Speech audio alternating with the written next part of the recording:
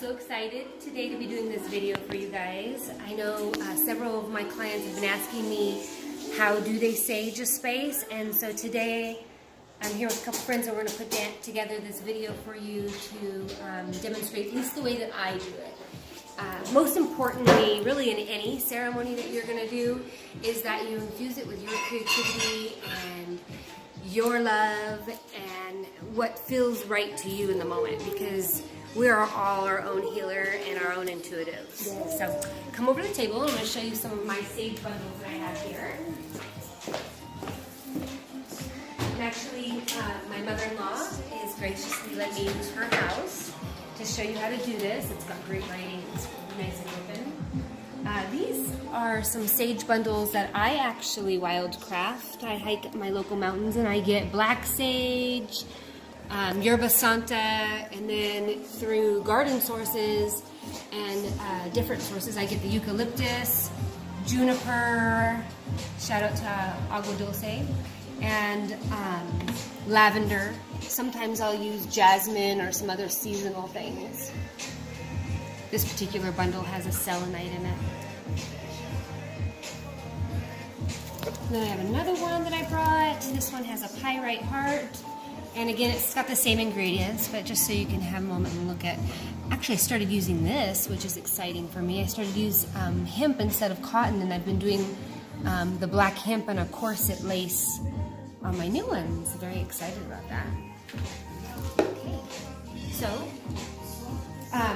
depending on the space that you're going to sage, a sage bundle like this will definitely give you a few versions. I've actually ran through this video a couple of times, and so this is where I'm at, and it was one that I had used before, so you can definitely get some several uses out of this. I'm going to grab my lighter. It's handy to carry some sort of vessel with you guys while you walk through and sage your space. Little embers will fall and you don't want them to drop on the carpet and catch fire. Traditionally they use abalone shells. Again, use your own creativity with it and whatever is your style you like. I always begin saging at the front door. So we're going to go out there. Okay. And what's important, and I will post some affirmations below the video, and you guys can message me with maybe some intentions that you're looking to infuse into your house, and I can give some suggestions. But as you go through and as you're saging the house, you're going to want to have intentions in your mind for abundance, for cleanliness, for health, as you go through whatever works for you. Begin your sage at the room, at the beginning of your house, your front door, with cleansing your thoughts. Come to a center of love. I'm going to take a few deep breaths actually and do that.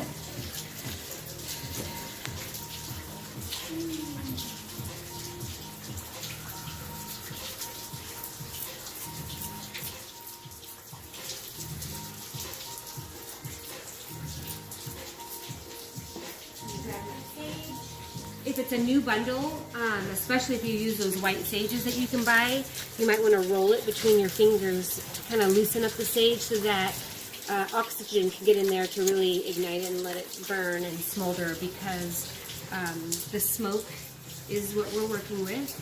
Sage smoke, and there's different kinds of sages, but in general, sage and all of the ingredients that I have here too, the juniper, the eucalyptus, they all have antibacterial properties, and so the smoke is going to kill airborne bacteria, airborne viruses for up to a month after you've saged your house, as well as it changes positive ions into negative ions, so it's going to clear out that dense, stagnant energy. If you've been feeling funky, or if someone's come into your home that's funky, their energy can transfer into your space.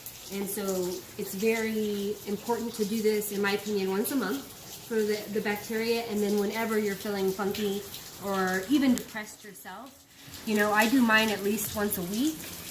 Or if I'm cooking something stinky like fish, I'll just light one real quick and it'll take that smell out without having to use chemical air fresheners.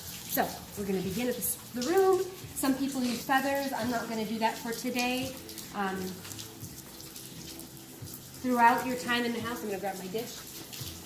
you're going to want to make sure that it's smoldering. You're going to work in a clockwise pattern through the house.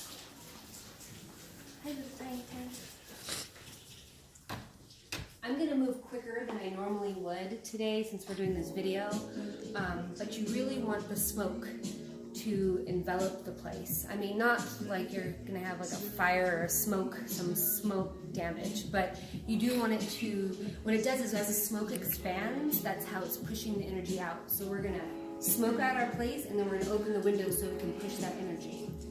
Get corners where energy can get stagnant.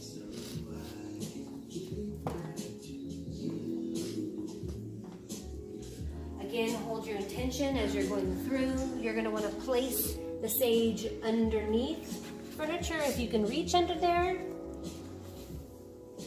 I give it a blow or two before I go under so that the smoke is really getting in there. That's any area that energy can get caught dense, especially if you happen to have cluttered piles. It's always a great thing to get rid of those, but sometimes we have them, and that's understandable. Make sure you really take the time to sage those spaces. All the way around, clockwise. I have this open to show you that, especially if you haven't saged in a while, make sure you open the cabinets. Get inside all of the cabinets as you sage. You're going to leave those open, and then you can go back through and close them once we've opened the windows and let all the air out.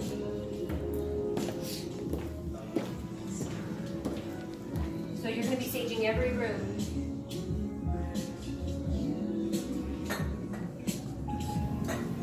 I'm going to light this a little more here and get it really smoking and going.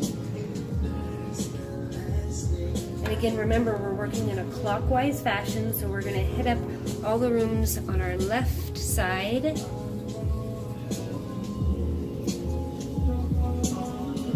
I particularly make sure I spend extra time wherever my trash can is. Mine's in one of those drawers that pulls out, and so I really hit it up in there because funky smells, bacterias, dense energy likes dense energy.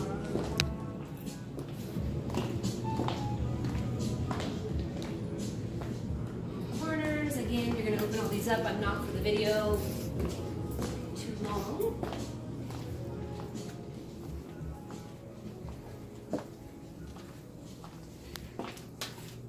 Make sure you come in all the bathrooms, that you're even getting into the showers. Again, we're working on the left side.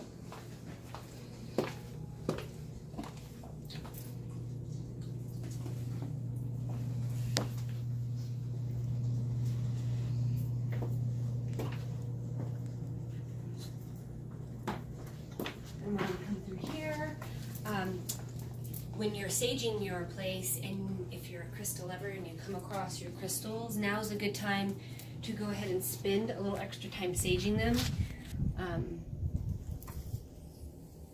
Again, with intention, and make sure you get the smoke all around. Little shout out to Arcana Roots. We love you, Priscilla. Delicious CBD salve. So you finish your crystals and then you move on. I know I want to mention again about getting underneath spaces. The bed is definitely one where energy can get trapped and stagnant.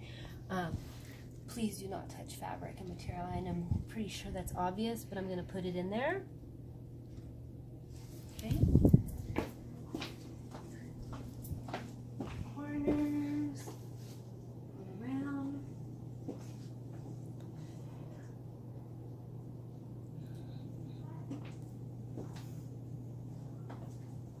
You know, it's interesting how things work. I've noticed sometimes where there's been really thick places that I am saging, like we're saging it maybe because we feel like negative energy or an entity or something is just a little thicker there, and the sage will go crazy. I mean, it'll just be burning and the smoke will be everywhere, almost as if it knows. If it creates this vacuum and it causes it to burn out. We've saged this house now already a couple times, and I'm noticing that each time that we do it, it's not catching as quickly.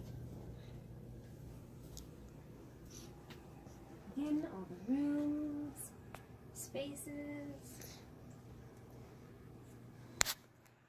My mother-in-law have a beautiful closet.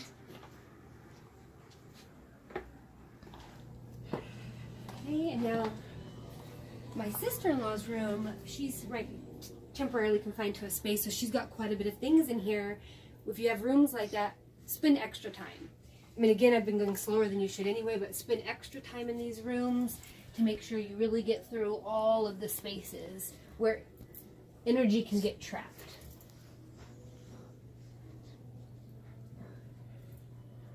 Underneath and around. Again, you're going to walk through.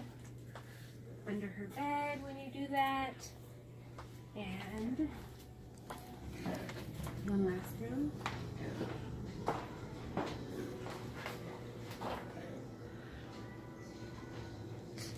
You know, you can also take your time if there's altars that you have set up to pay homage or pay attention and send some intention to the things that you have in your house. This is my mother-in-law's yoga room. It's got great energy, but we're going to sage it regardless.